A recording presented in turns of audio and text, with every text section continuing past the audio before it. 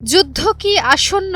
ইসরায়েলের হামলার প্রস্তুতি, আমেরিকার দূতাবাস খালি করে ফেলা আর ইয়েমেন থেকে এক বিস্ফোরক হুঁশিয়ারি, এসব কিছুই যেন আভাস দিচ্ছে মধ্যপ্রাচ্য আবার দাঁড়িয়ে গেছে যুদ্ধের দোরগোড়ায়। এবারে শুধু গাজা নয়, ইরানকে আঘাত করা মানেই গোটা অঞ্চল জ্বলবে বলছে হুতিরা, এবং তাদের হুঁশিয়ারি পরিষ্কার, যেখানে বলা হচ্ছে আমরা যুদ্ধের জন্য প্রস্তুত। এবার শুধু রিয়াদ নয়, ওয়াশিংটন ও তেল আবিবও টার্গেট। 11 জুন সকাল থেকে একের পর এক মার্কিন কূটনীতিক ও সামরিক পরিবার সদস্যদের সরিয়ে নিচ্ছে ওয়াশিংটন। ইরাক, বাহরাইন, কুয়েত, এমনকি ইরবিল থেকেও সরিয়ে নেওয়া হচ্ছে নন অ্যাসেনশিয়াল অর্থাৎ অতি প্রয়োজনীয় নয় এমন স্টাফদের। প্রথমে সুনির্দিষ্ট করে কিছু বলা হয়নি, কিন্তু পরে স্পষ্ট হয় ইসরায়েল ইরানে হামলার প্রস্তুতিতে ব্যস্ত। এমনকি ওয়াশিংটনের একাধিক গোয়েন্দা সূত্র নিশ্চিত করেছে ইসরায়েল বড় ধরনের অপারেশন চালাতে চায়। এদিকে এরই মাঝে ইয়েমেনের হুতি গোষ্ঠীর উপর এক নৌ আক্রমণ চালিয়েছে তেল আবিব। এবার ইসরায়েলের হামলার উত্তরে যা বলেছে হুতিরা, তা মধ্যপ্রাচ্য জুড়ে নতুন করে আগুন লাগাতে যথেষ্ট। আনসারুল্লাহর এক সূত্র জানান, তারা যুদ্ধাবস্থায় আছে। এমনকি তিনি বলেন, ইরানকে আঘাত মানেই যুক্তরাষ্ট্রের ঘাঁটিগুলোর ওপর হামলা।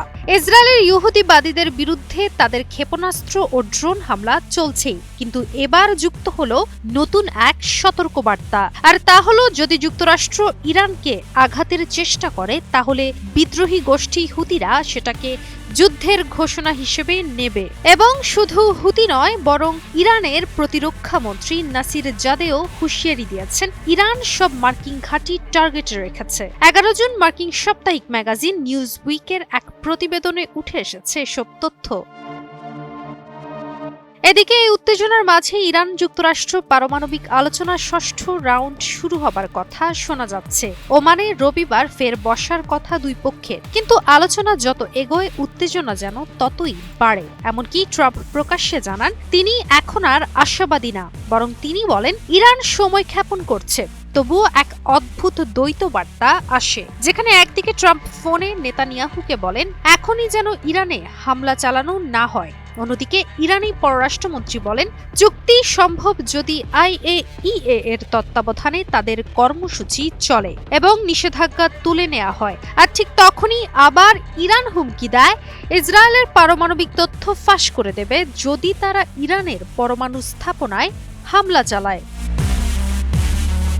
অন্যদিকে হুতিদের ভয় এখন শুধু ইয়েমেনে সীমাবদ্ধ নেই। ইসরায়েল হামলা চালিয়েছে আল হুদাইদা বন্দরে, জবাবে হুতিরা ছুড়েছে ব্যালিস্টিক ক্ষেপণাস্ত্র। মার্কিন সূত্র বলছে হুতিরা সবচেয়ে সক্রিয় সদস্য এক্সিস অফ রেজিস্ট্যান্স জোটে, যেখানে Iran, Hezbollah, Islamic resistance in Iraq সবাই যুক্ত।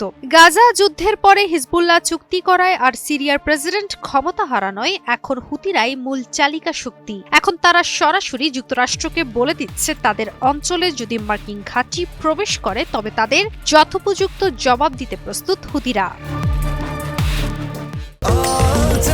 স্বাস্থ্যকর অল টাইম হানিকম, সব সময় অল টাইম হেলদি লাইফ।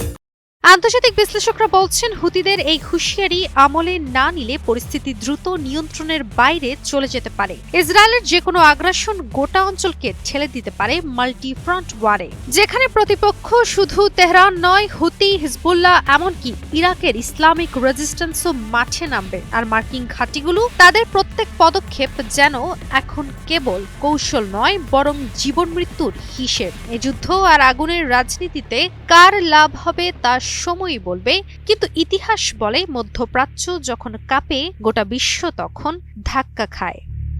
কাজী অহনা, নিউজ 24।